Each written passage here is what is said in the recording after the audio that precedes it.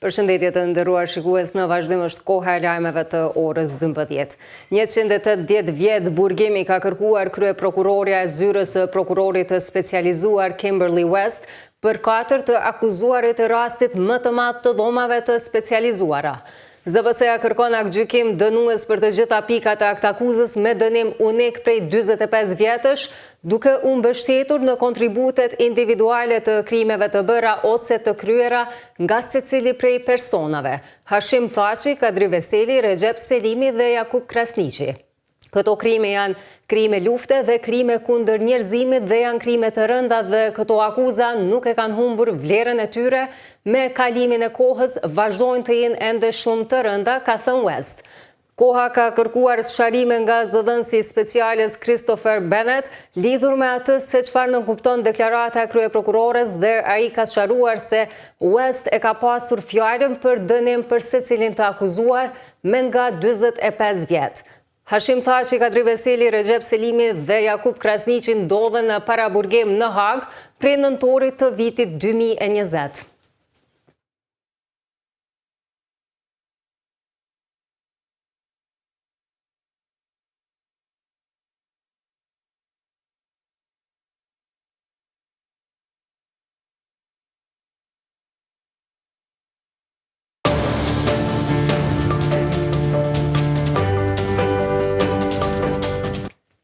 Prokurori special Bekim Kodraliu ka kërkuar ta shpall fajtor dhe të dënohet sipas ligjit të akuzuarin Muhamet Hajredinaj për veprën penale nxitja e përçarjes dhe mosdurimit.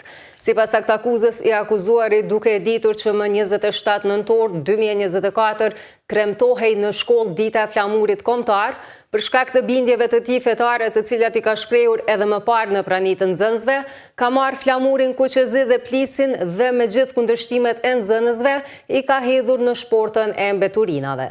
Gjatë shqyrtimit gjyqësor, pa më dyshje është vërtetuar se i pandehuri e ka kryer veprën penale të lartcekur. Hedhja e simboleve e shoqëruar me përjashtimin e një nxënëse të mitur përbën akt poshtërues, thuhet në aktakuzë. Mbrojtësi i të akuzuarit, avokati Muhamet Mujaj, tha se pretendimet e prokurorisë speciale janë të pabazuara dhe i pandehuri nuk e ka kryer veprën mbi të cilën ngarkohej. Ai ka kërkuar lirimin e tij.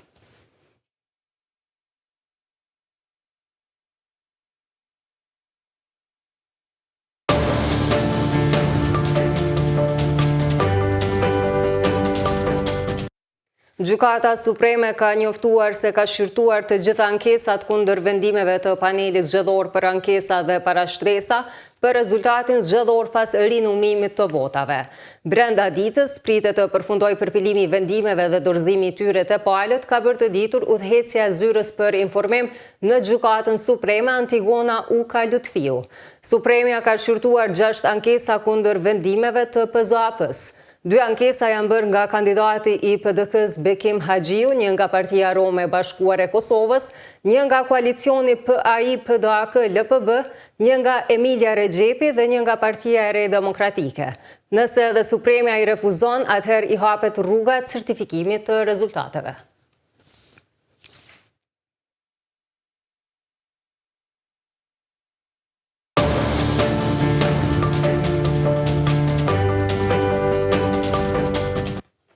Është dënuar të hënën me 20 vjet burgim kritiku i ashpër i Pekinit dhe ish manjati i medias Xhemilaj.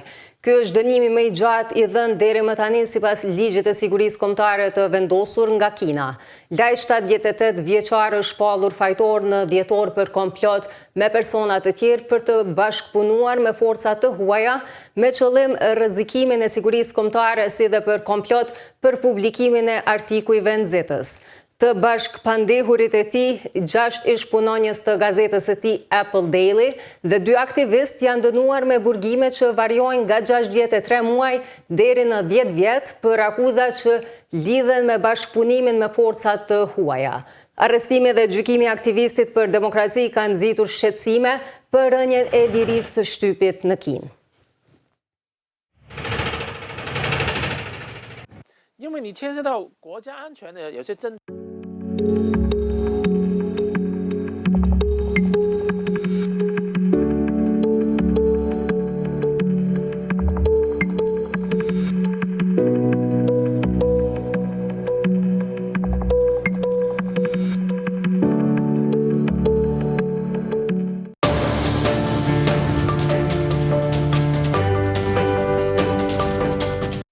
Të nderuar shikues, kaq kemi përgatitur për këtë edicion të lajmeve. Ju falenderojmë për vëmendjen. Mirupafshim.